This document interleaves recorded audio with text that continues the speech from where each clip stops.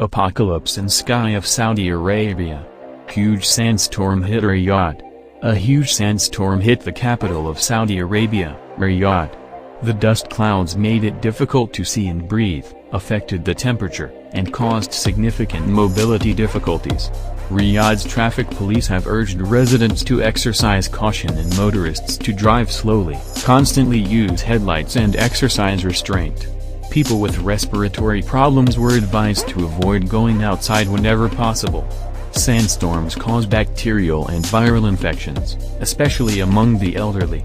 Earlier, the Meteorological Service predicted a sandstorm with wind approaching Riyadh and warned of a decrease in visibility. Please hit the subscribe, press the bell icon and never miss any video.